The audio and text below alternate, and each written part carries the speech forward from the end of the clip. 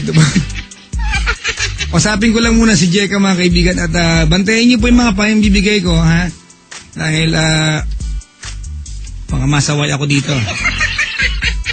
Jeka. Hello. Nakabahan ako, ha? Ako rin. Yung mga tanong mo, wag na mahirap.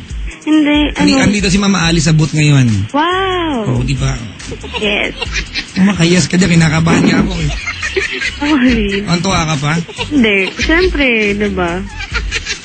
Kaya lang, gusto ko lang siya makita ulit. Uy! Ayun, dalawa. Teka lang, oh. Si Kambal, nandito si Mama Ali ngayon sa booth. Pumunta kayo dito, dali. Mag-reunion tayo. Nag-reply, Mama. Sabi niyo, oh, Papa Jack, hindi totoo yan. Patingin daw ng cellphone niyo. Jeka. Yes. Ang ginagawa mo sa buhay? Nag-aaral. Anong grade ka na? Ha? Anong grade ka na? Third year college. College. Akala ko kinder. Aray ko Anong kurso? HRM. Wow! Yes. Ano yun? Hotel Restaurant Management. Siyempre. Gusto ko yan. Sige. Saan ka nag-aaral? WCC Antipolo. Diyan lang yan. Layo, no? Oo. Malapit sa inyo, malayo sa amin. Sa bagay. Sige. Magtatapos ka ba sa 4 na taon? Baka lalabis ka pa doon? Gusto ko kasi after nun mag-aral ng culinary. So, ayun. Mahal yung kursong yan, ha?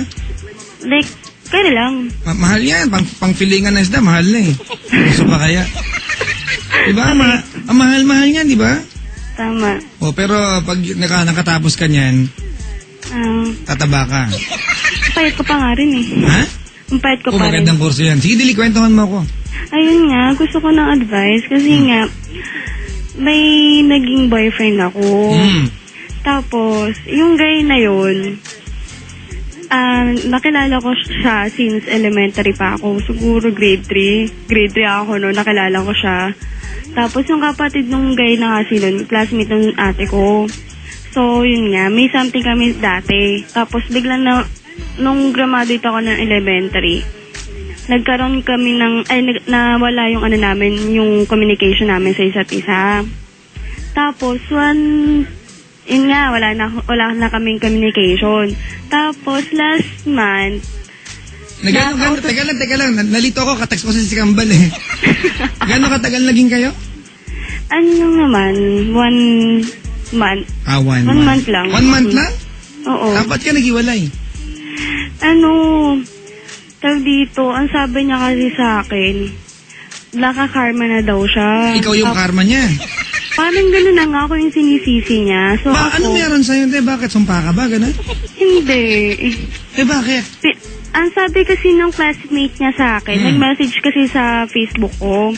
Tapos ang sabi, napapabayaan na daw ni boyfriend, na ex-boyfriend ni ex-boyfriend yung pag-aaral niya. Gano'ng katagal nakahiwalay?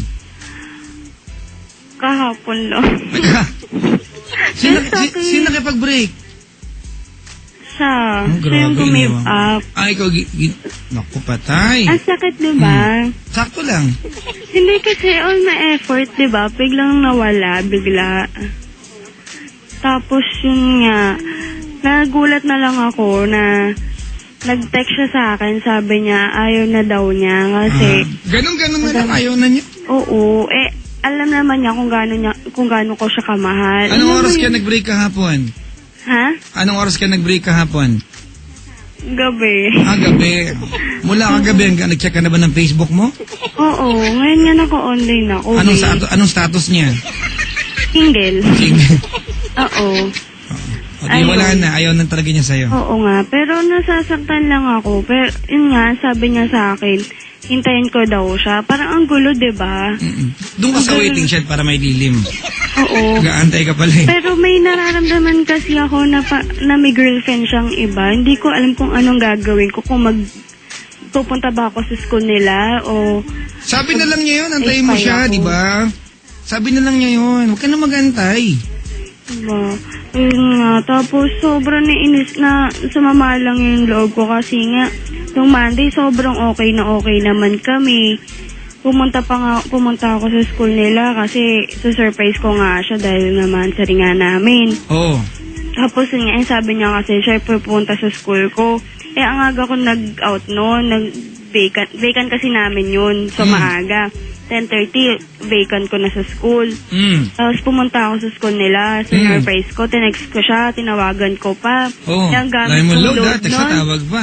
Oo, regular load lang para lang matawagan siya, 'di ba? Ang effort ko. Tapos yun nga, sobrang okay kami. Tapos biglang ng Tuesday, hindi na siya nagpaparamdam sa akin. Tapos sabi niya sa akin, huling-huling salita niya sa akin nung naghiwalay kami, mahal na mahal kita, sana maintindihan mo ko. Sabi niya? Oo. Ba't iniwan ka niya? Yun na nga, naguguluhan ako. Tapos yun nga, nung nag-check ako ng account ko kahapon ng umaga, dinilit niya ako sa account, sa friend list niya. Nakakaamoy na ako ng di maganda. Jeka, oo. ang tanong mo sa akin. Tapos yun nga, tinawagan ko siya ilang beses, nakaka 13 missed call na ako, wala pa rin, hindi pa rin niya ako tinatawag. Ano tanong mo sa akin? Ha? What's your question? Ano bang gagawin ko? Ganito, bago tayo. Kakalimutan ko ba siya o still waiting pa rin ako? Yun, English, oh.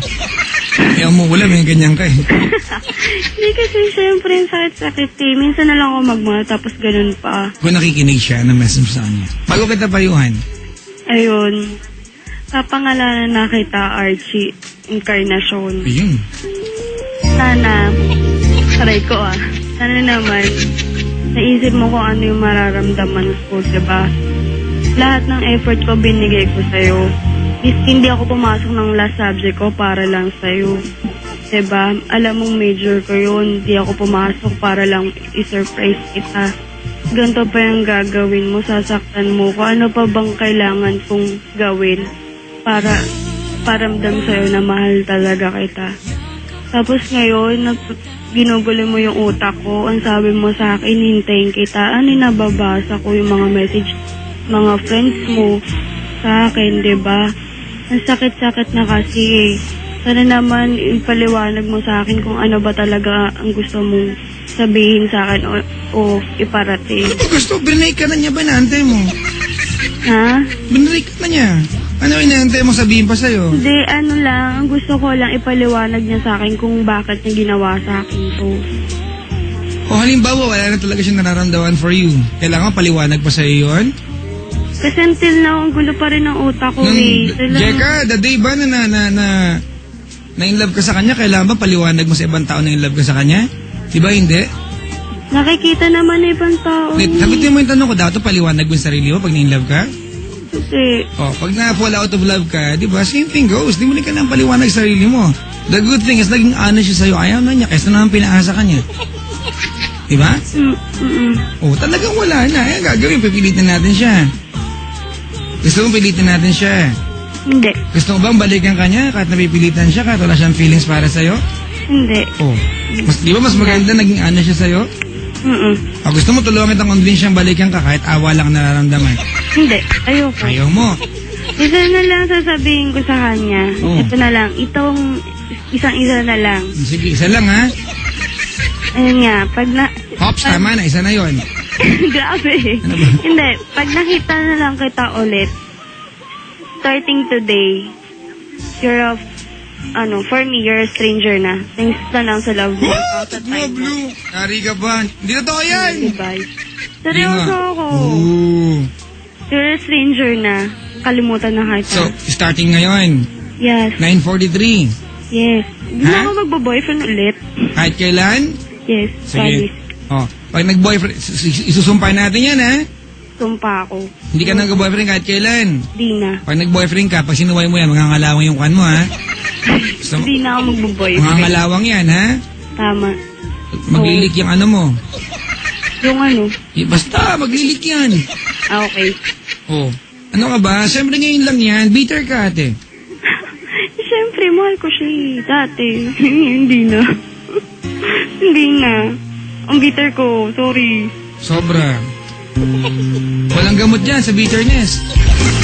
Sana maging okay ako. Ha? Sana maging okay din ako. Maging okay ka, siyempre. Ano ka ba? Ay, ganito, Jeka, ang totoo niyan, natutuwa ko sa ex mo, si lalaki yun. Si Archie, di ba? Nakakatuwa yung ginawa niya sa'yo. Bakit? Kasi naging honest siya eh. Ang lalaki kasi pag ayaw na, gagawa ng mga bagay na ayaw ng girl. And then, sana sinabi Nagpaparamdam, niya sa akin diba? sa harapan na tina-message. Ha? Sana sinabi niya sa akin sa personal na in message. Nandun na tayo, di ba? Mas magandang pinersonal niya, tama? Tama. But just the same, naging honest siya sa'yo. Just the same, di ba? Nagpakatotoo siya. Tama. Gumawa siya ng paraan para ipaalam. Dapat matuwa ka sa kanya. You should actually gain a friend from him. Kasi yan yung mga totoong tao, di ba? O, nung time na nagkaroon ng chance para magmahalan kayo, minahal ka niya. Tinry niya, tama? Tama. Hindi nag-work. Naging honest siya sa'yo. It's not gonna work, Jeka. Ayaw ko na. Di ba? Yan ang dapat mong kaibigan. Tama nga. But of course, di ba alam natin na you cannot be a friend sa kanya ngayon kasi it will only torture you habang nakikita siya. Paano kung maglakad sa harap may kasamang iba yan? Siyempre, baka masampal ko yung babae yun. Wala kang karapatan para gawin yun. Sa bagay. But girlfriend ka ba? Hindi. Oh. Pag sinampal mo siya at sinampal tinakong ka sa noo, wala ka rin magagawa. Bagay. Di ba? Sa bagay. Kasi hindi mo na siya boyfriend eh. Tama. Alright? Huwag kang bitter ate. And I cannot tell you how to move on. Kanya-kanya tayo niyan. Parang immune system lang yan. Tama. You cannot borrow mine, I cannot borrow yours. Di ba? Tama. Oh. Kailangan pagalingin mo sarili mo on your own. Ayun. Yung sinasabi mo kanina na na hindi ka na magmamahal ulit, kalokohan yan. May kilala nga ako, 50 na gusto mag-boyfriend. Ikaw pa kaya, 20 ka lang. Yun nga eh. Dito si Mama Ali yun. Hi, Mama Ali. Hindi. Hi daw, sabi ni Mama. Hello. Oh, di ba? Si Kambal, punta rito, Ops? Sino yun? Sino yun? Ah, si MM. Oo. Wow! Oo. Mayos, ha? Wala lang. Papunta na yun, ha, mga kaibigan? Wow. Naka-topless darating. Ayun, ingat. Bawal mo na bisita sa bot ngayon, baka mapagkaguluhan. Tingin, number nun? Joke. Ha? Number nila. Ano ako, bugaw? Hindi ka number sa akin? Oo. Dali, gusto ko na. Number ni M tsaka ni MJ. Oo. O, si MM1, MJ2. Okay. Joke ko lang. Padali ko na kaantabay si Archie. Pag-thank you ka na sa kanya. Huwag kang bitter, ate. Archie, thank you sa love na binigay mo sa akin. Saka time. Yun. Good luck na lang sa mga problems mo daw. Sarcastic yan eh. Hindi nga, seryoso. Sabi niya may problem siya. So, good luck na lang. Sana matapos mo yan. Hindi mo na siya And love. good luck sa studies. Starting today, ayaw mo na sa kanya. For now, oo. Uhutot mo. Hindi ka sure eh. Joke ko lang. Hindi, siyempre, may sakit pa rin ako nararamdaman, di ba? Of course. Ayun. Kahit 1 month lang. Sabi nga ni Kenny Rankin, di ba? Oh. Hindi ko alam. Ayun. Sabi niya, it's not how long we've held each other's hand, di ba? Alam mo ba yan? Kanta yun eh. What matters alam ko most? yun. Favorite song ko yun. Favorite mo yan? Oo. Not how long... Ayoko ng kanta. Maumulan. Yo, tapos natin. Ayun. Ayun, good luck na lang sa kanya. Kung sino man yung girl na yun. Alam ko may third party. Pero wala na sa akin yan. Thank you na lang din. Ayun, yun lang. Ano ang nawala sa buhay ni Jack na mawala si Archie? Ano nawala sa'yo na mawala si Archie? Saya. Sabihin mo sa kanya. Nawala. Simula nung nawala ka sa akin, nawala na rin yung pagiging masayahin ko. Yung simula nung naging tayo, sobrang masayahin akong tao. Hindi ako nakikita ng mga kaibigan kong malungkot o umiiyak na palagi nila nakatulala.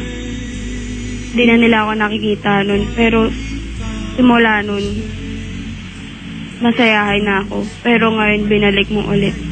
Pero okay lang yan, magiging happy rin ulit ako. 1 month lang naman tayo, diba? Good luck na lang. Jega, Yes. ang katotohanan, Archie could be a reason for your sadness. But he is not the only reason for happiness. Alright? Yeah. Ganun kasimple yan. I know, given naman pag nawalan tayo ng taong love natin, we'll be hurt, we'll be sad,